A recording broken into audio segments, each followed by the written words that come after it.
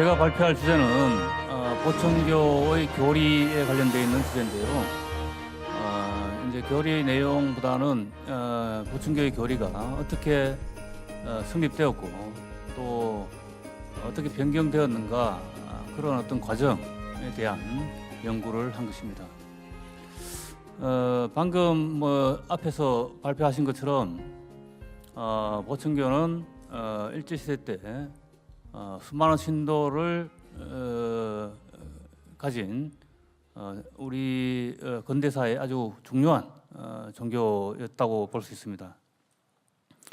이러한 중요한 종교가 가진 교리는 무엇이고 또 그 교리가 중간에 변경되는데 그 변경되는 이유는 무엇이고 또 그 과정은 또 무엇이고 이러한 문제들은 보천교를 다룬 데 있어서 아주 중요한 주제가 아닐 수 없습니다. 우리는 보통 이제 보천교 하면은 차경석과 동일시 하는데 그 이유는 이제 보천교를 창교한 사람이 이제 차경석이기 때문입니다. 그렇다면 차경석은 그러한 어떤 종교적인 어떤 사상을 어디서 가져왔는가라고 생각할 수 있는데 바로 강정산 상제님의 어떤 그 사상을 이어받은 가르침을 받은 사람입니다. 그래서 보천교 교리를 이해하기 위해서는 당연히 그 이전 그러니까 강정산 상제님의 가르침을 알아야 되고 그것부터 보천교는 시작한다 이렇게 봐도 큰 무리가 없다고 생각됩니다. 그 보천교를 이해하기 위해서 제일 중요한 것은 두 가지가 있는데 하나는 동학이고 또 하나는 정산상제와의 만남입니다. 차경석은 앞에 발표한 것처럼 차경석의 부친이 이제 차중필 차치구라고 동학의 유명한 이제 접주였고 차경석은 자연스럽게 이제 동학 운동을 하게 됩니다. 그래서 동학 활동을 하다가 나중에 동학 일진회가 친일 행적을 하고 이러자 이제 탈퇴하고 생업을 종사하다가 그 이후에 강정산 상제님을 만나게 됩니다. 그 만남에서부터 차경석의 이제 종교적인 활동 혹은 종교성이 이제 시작된다고 할 수 있는데요. 그때가 1907년 5월달입니다. 그래서 이 차경석을 이해하기 위해서는 또 차경석의 교리를 이해하기 위해서는 반드시 강정산 상제와의 만남과 또 그 가르침을 받은 그 과정 그리고 정산 상제 사후에 또 차경석의 어떤 행적 이런 것들을 파악해야 되겠죠. 그래서 저는 이제 논문에서 1장, 2장, 3장, 4장, 5장까지 구성되어 있는데요. 그 중에서 2장은 이제 차경석과 보천교에 관련되어 있는 내용입니다. 그러니까 이제 차경석의 인품, 차경석은 어떤 사람인가? 앞에서도 얘기했지만 차경석은 15살 때 그 형장에서 죽어간 아버지를 업어다가 대영리에 장사 지낸 아주 대담한 그런 성격을 가진 사람입니다. 그리고 그런 어떤 차경석의 어떤 인품뿐만 아니라 또 학식도 나름대로 하나 공부를 열심히 해서 학식도 깊은 그런 사람이죠.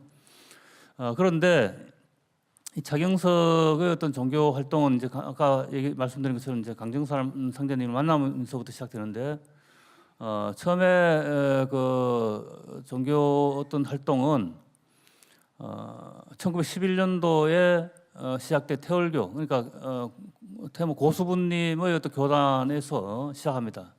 왜냐하면은 그 교단의 장소가 차경석의 집이었어요. 그래서 대영리 집이었는데 그 집에서 교단을 열었기 때문에 자연스럽게 이제 차경석도 그 교단에 참여하게 되는데 문제는 이제 교단에 참여하면서 활동을 하면서 그 고수를 배제시키고 자신이 이제 그 교단의 어떤 실질적인 책임자가 됩니다.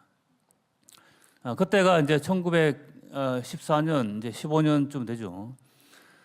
그래서 1916년쯤 되면은 선도교 혹은 태월교라 불리는 그 고수님 교단의 실질적인 또 통격권을 가지게 됩니다. 그래서 그 당시에 1916년도에 24방주를 임명합니다. 그것은 결국 이 태월교가 신도수가 많이 늘어났다는 것을 의미하고, 그 다음에 또 하나는 그 교단을 차경석이 장악했다라는 것을 의미하죠. 24방주를 임명했다는 것은. 이때 24방주를 임명을 한 뒤에 또 2년 있으면은 1919년이 되면 이제 아까 말씀드린 것처럼 이제 60방주를 임명한데, 그러니까 그 몇 년 사이에 보천교 조직이 엄청나게 기하급수적으로 늘었다는 것을 의미합니다.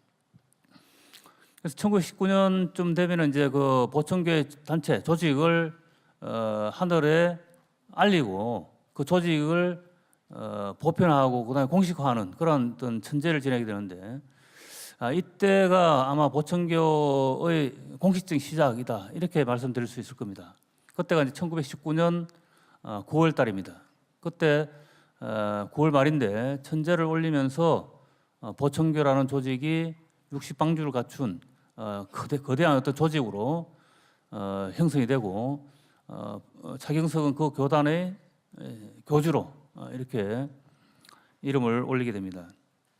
그래서 보천교 시작은 아마 그때부터 시작됐다 이렇게 공식적으로 말씀드릴 수 있고요. 그런데 이제 그렇게 시작된 보천교가 과연 어떤 교리를 가지고 있는가라는 것은 사실 실질적으로는 이제 그 당시에는 교리가 없었습니다. 1919년도에는 교리가 없었는데, 그렇죠, 없었다고 하지만은 그렇다고 해서 이 보천교가 하나의 종교로서 아무런 신앙적인 규범이나 이런 신앙의 대상이나 이런 것이 존재하지 않았는가라고 묻는다면 그렇지 않다고 얘기할 수 있습니다. 왜냐하면은 아까도 말씀드린 것처럼 보천교의 뿌리가 정산 상제님이고, 그 다음에 그 종통을 이어받은 태모 고수부의 교단에서 시작했기 때문에 자연스럽게 보천교의 교리는 정산 상제님의 가르침이다 이렇게 말씀드릴 수 있을 겁니다. 그리고 실제로 또 보천교의 교리가 처음에 대외적으로 발표될 때 그 교리는 정산 상제님의 가르침의 핵심들을 다 교리로 선택하고 있습니다. 그때가 언제냐면은 이제 1921년. 1921년은 보천교가 그 이름을 보화교란 이름을 하늘에 고하는 그런 천재였는데, 이 천재에서 차경석은 보화교라는 이름을 하늘에 고하고 실질적인 이제 종교 단체로서 면모를 갖추게 됩니다. 그런데 이때 이제 보화교라는 이름을 고쳐냈는데, 하늘에 알렸는데, 그때가 이제 1921년 9월 달입니다. 9월 달인데, 근데 이름이 바뀐 것은 1922년도입니다. 22年초에 보천교라고 이름이 바뀝니다. 원래 보화교였는데, 근데 이 과정에 누가 등장하냐면은 이상호라는 사람이 등장합니다. 그래서 이상호가 그 보화교라는 그 당시에 1921년도에 고천제를 지낼 때 이상호 감방에 있었습니다. 감방에 있었고, 보천교가 이제 공식적으로 이름을 이제 보화교라고 하면서 이제 세상에 드러나자 이제 일제에서는 이 보천교를 공개화해서 감시하고 탄압하려고 하는 이제 그런 생각을 하게 되었고, 그 임무를 누구한테 맡겼냐면은 바로 이상호한테 맡겼습니다. 이상호 감방에 있었으니까. 그래서 당시 감방에 있는 이상호를 불러다가 당시 경찰 간부가 나가서 이 보천교를, 그러니까 이제 보천 보화교죠. 보화교를 좀 더 공식화하고 그 조직을 공개하면은 좀 자유로운 어떤 종교 활동을 보장하겠다 이런 이제 회유를 합니다. 회유를 하니까 이제 회유를 하면서 풀어주죠. 풀어주니까 이상호가 나와서 차경석을 찾아가서 이런 얘기를 하는데 우리 교를 좀 공개해야 되겠다라고 이제 차경석한테 얘기를 합니다. 근데 이제 이걸 그렇게 얘기를 하면서 이 교가 공개되지 못하면 다시 감방에 가거나 아니면은 뭐 만주로 도망갈 수밖에 없다 이렇게 이제 얘기를 하는데, 그래서 그 과정에서 이제 그렇다면 차경석 당시 교주가 이상호한테 그럼 뭐 가서 이름을 등록하고 교리도 등록하고 뭐 이렇게 해라 이렇게 이제 지시를 합니다. 물론 그 당시에 차경석은 정읍에 있었는 게 아니고 도망다니고 있는 중이었습니다.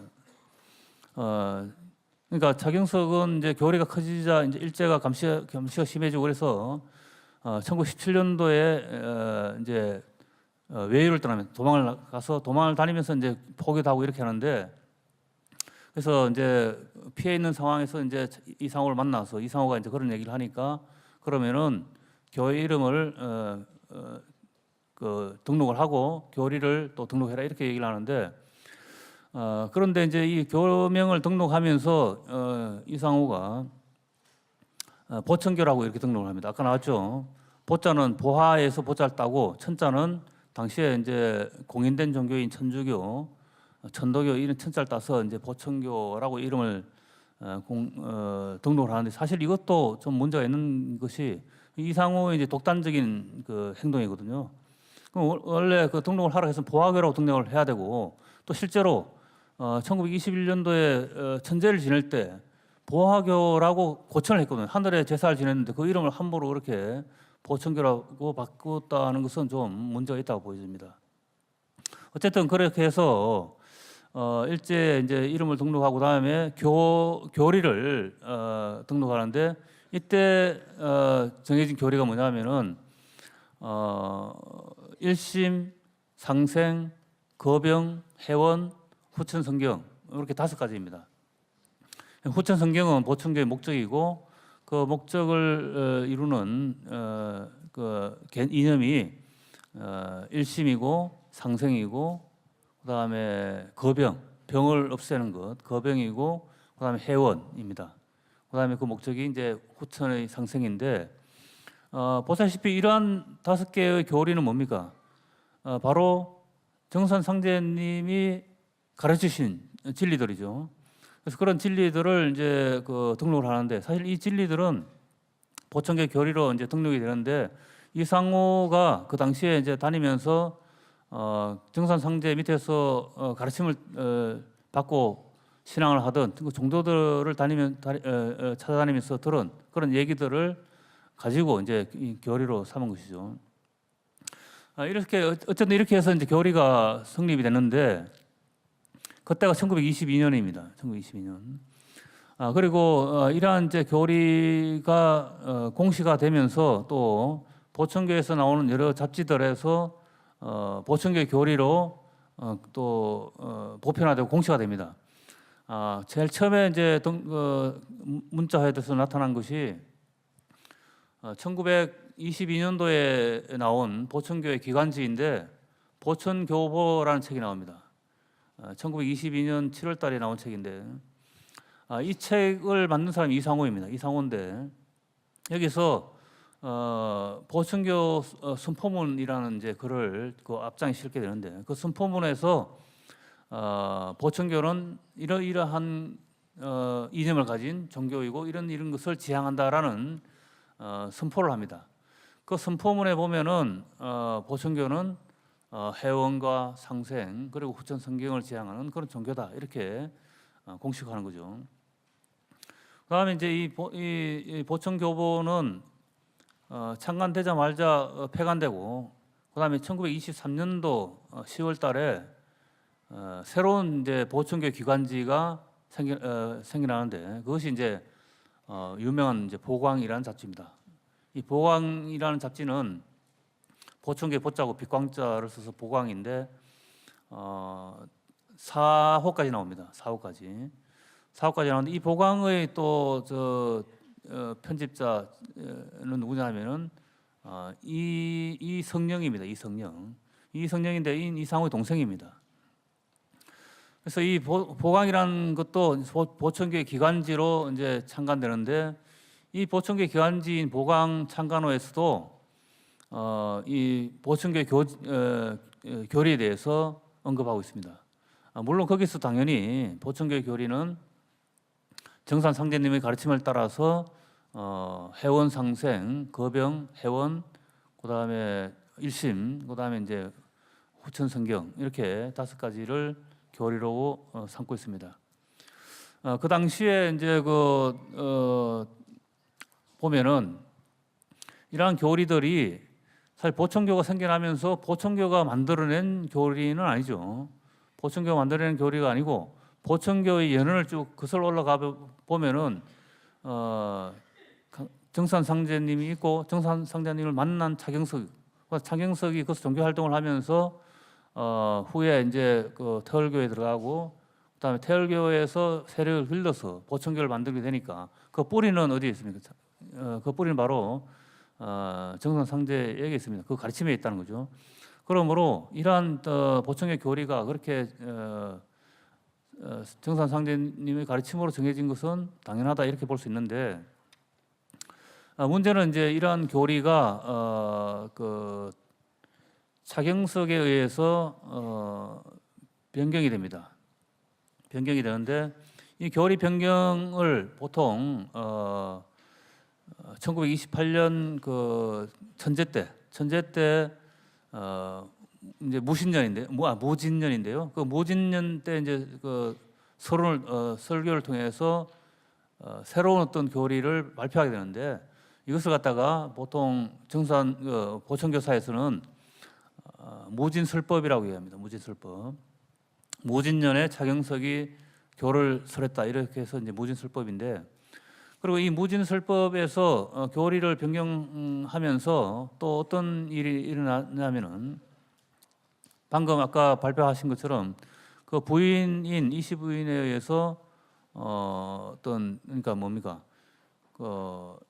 이씨 부인의 계한 사건이라는 게 일어나는데 그러니까 이제 그 부인이 보니까 보천교의 신앙 대상인 정산상제님의 어떤 그 위패가 떨어지고 그 자리에 다른 그러니까 차경석의 아버지의 이제 신이 들어서 있는 그런 어떤 꿈을 꾸게 되는데 그걸 이제 매개로 해서 신앙 대상이 이제 변경되는 그런 어떤 일이 일어납니다.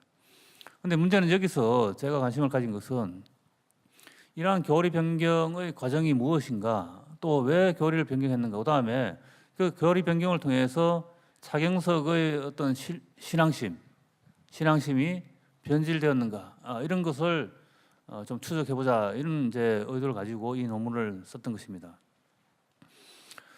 그래서 어쨌든 이제 1928년에 교리가 변경되는데 그 교리가 변경되기 이전에 이미 여러 차례 어떤 그 조짐이 일어나게 됩니다. 일단은 1919년 이제 천재를 지내면서 차경석이 그 거대한 보천교란 조직의 교주로 등극을 하는데 일단 거대한 조직을 이끄는 조직이 형성되면 그 조직에 맞는 또 새로운 어떤 이념이나 또 행위 규범 또 교회의 어떤 교리 이런 것들이 이제 당연히 정해져야 되는데 그런 것들에 대한 이제 생각을 아마 차경석 가지고 있었던 것으로 보여집니다. 그래서 1919년 고천제 이전에 4월달에 고천제는 이제 9월달에 있었는데 4월달에 차경석이 경고문을 각 신도들한테 발송을 합니다. 그 경고문에서 이제 도덕의 중요성을 강조하죠. 도덕의 중요성을 강조하는데 그 이후에 또 1922년도 들어와서 1921년도에 천재를 지내고 난 뒤에 교명을 이제 보하기로 공식적으로 이제 발표를 하는데 그 다음 해에 또 12계명을 선포합니다. 차경석이 신도들한테 12계명을 선포하는데 그 12계명 중에 1계명이 뭐냐 하면은 존상제입니다. 존상제. 상제님을 존중하고 신앙한다. 이런 것이 1계명이고 이 계명은 뭐냐 하면은 숭도덕입니다. 숭상할 숭자에다가 도덕이죠. 그래서 도덕을 숭상한다라고 하고 12계명까지인데 그 뒤에 계명은 신도들 간에 행해야 될 규칙들, 규범들 이런 것들을 이제 10가지를 이제 정해 놓습니다. 그래서 12계명을 선포하는데 이 12계명 중에 1계명이 이제 아까 존상제라고 얘기했고, 그다음에 이 계명이 이제 숭도덕이죠. 숭도덕인데 나머지 것들도 다 이제 도덕적인 행위 개념입니다. 그래서 숭도덕이라 할 때 이 도덕은 아마도 인과 의에 대한 생각이 아닌가 이렇게 생각되는데, 왜냐하면은 1928년도에 이제 그 변경을 하면서 인의가 이제 교리라고 이렇게 발표를 하게 되거든요. 그러니까 아마 이때 숭도덕이라는 것이 아마 인의가 아닌가 이렇게 생각됩니다. 그래서 1922년도에 이제 그렇게 12계명을 발표하게 되는데, 근데 그 이후에 이제 점점 이러한 생각들이 이제 좀 깊어져서 결국 1928년도에 무진설법을 통해서 유교적인 교리를 발표하게 됩니다. 그래서 아마도 차경석이 이러한 어떤 교리 변경의 마음을 가진 것은 아마 1919년도에부터이고, 실질적으로 이러한 것들을 드러내고 공표하고 이런 것들은 아마 1924년도, 4년도가 될 것이다 이렇게 봅니다. 왜냐하면은 이 보천교회에서 혁신운동이 일어나게 되는 원인 중에 하나가 뭐냐면은 교리가 유교화됐다라는 것이 그 이유 중에 하나거든요. 그래서 교리가 유교화되었다라는 것은 결국은 그때가 1924년 5년도가 보천교 혁신운동이 일어나니까 그 이전에 교리에 대한 유교적 교리가 이제 발표됐겠죠. 그래서 아마도 1924년이 아닌가 이렇게 봅니다. 물론 그렇다고 해서 그때 당시에 교리가 유교적으로 완전히 공표된 건 아니라고 보여지는데, 왜냐하면은 아까 얘기했던 1922년도에 나온 보천교보라는 기관지하고 또 1923년도에 나온 보천교의 어떤 그 보광이라는 기관지에서 보천교의 교리에 대해서 엄격하게 은밀하게 이제 공표를 하고 있기 때문에 유교적 교리를 대놓고 이렇게 하지는 못했을 것이다 이렇게 봅니다. 그래서 24년도에 그런 교리를 초기에 아마 발표를 하고 유교적 교리를 이제 그 당시 방주들이나 고위 간부들한테 발표를 하고, 그러자 이제 유교적 교리, 우리는 정산 상제님을 믿고 또 그 가르침을 따르는 단체인데 보천교는 왜 유교적 교리를 가져오냐 이렇게 해서 반대를 합니다. 그래서 보천교에 대한 혁신운동이 일어나게 되는데, 아마 그렇다면 이제 결국 그 혁신운동이 일어나게 된 원인이 유교화니까 그 이전에 1924년도에 이제 보천교의 교리가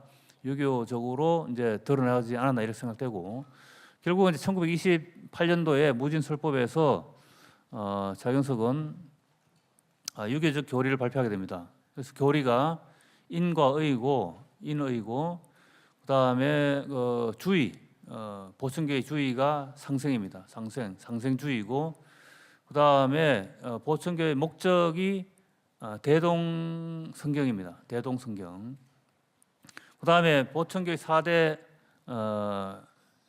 교강이 있는데, 4대 강령이 경천, 명덕, 그다음에 정륜, 애인 이렇게 4가지입니다. 이걸 4대 강령이라고 얘기하는데, 알다시피 이 4대 강령은 전부 다 유교적 개념이죠. 경천, 명덕, 그다음에 정륜, 바른 윤리입니다. 정륜, 그다음 애인.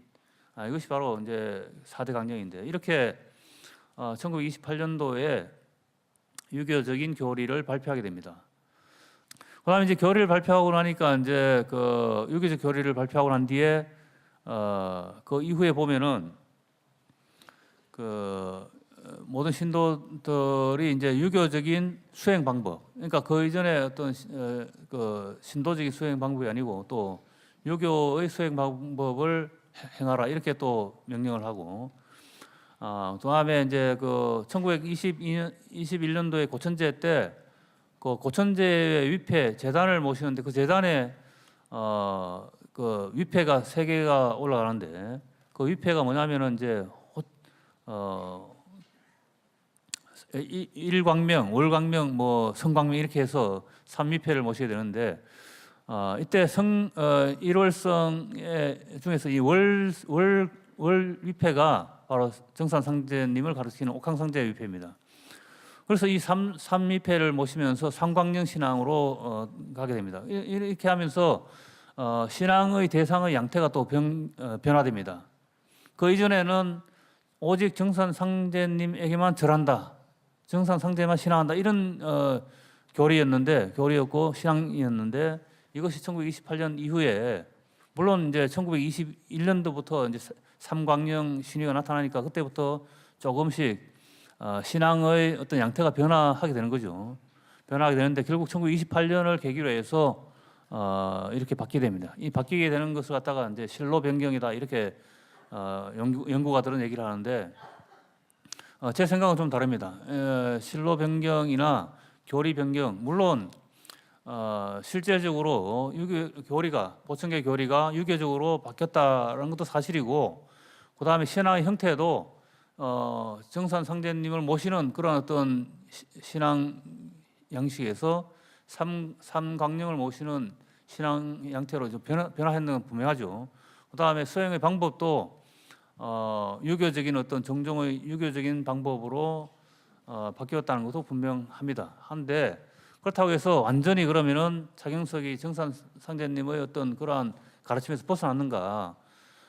물론 이제 실로를 변경했다, 그러니까 신앙의 대상을 바뀌었다, 그 다음에 교리를 유교적으로 바꿨다, 이렇게 평가를 하고 있지만, 제가 보기에 그 과정을 살펴본 결과 차경석이 유교적 교리를 바꿨다고 하더라도 그것이 전체 완전히 유교적인 것으로 변한 것은 아니다라는 겁니다. 왜냐하면은 바뀐 교리에서도 일심이 들어가고 또 상생이 들어가고 또 대동성경이 들어갑니다. 물론 대동성경이 이제 보충의 목적인데, 대동이라는 유교적 개념으로 이제 성경을 이제 형용하긴 하지만 성경을 지향한다는 거죠. 그다음 인의라는 것도 알다시피 강정산 상제님의 가르침입니다. 대인대의.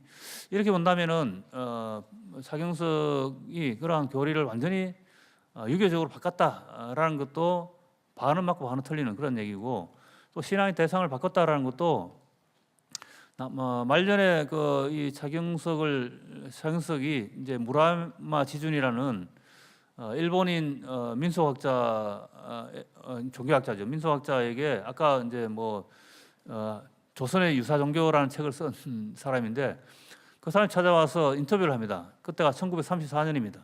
찾아와서 인터뷰를 하는데 그 인터뷰에서 차경석은 아주 중요한 질문에 대한 대답을 하게 되는데, 보청교의 그러니까 차경석이 아주 건강해 보이는데 어떻게 그렇게 건강합니까? 이렇게 물었습니다. 물으니까 차경석은 내가 태월주 수행을 열심히 해서 이렇게 건강하게 됐다, 이렇게 대답을 합니다.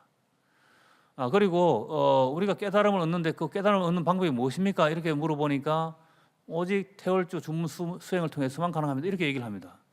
그 다음에 옥황 상제님하고 그 당시에 이제 그 보청교의 교조라고 얘기되는 강정산과의 관계는 어떻게 됩니까? 이렇게 질문을 합니다. 이렇게 질문하자 차경석은 옥황 상제가 바로 인간으로 강세하신 강정산입니다, 이렇게 얘기를 합니다.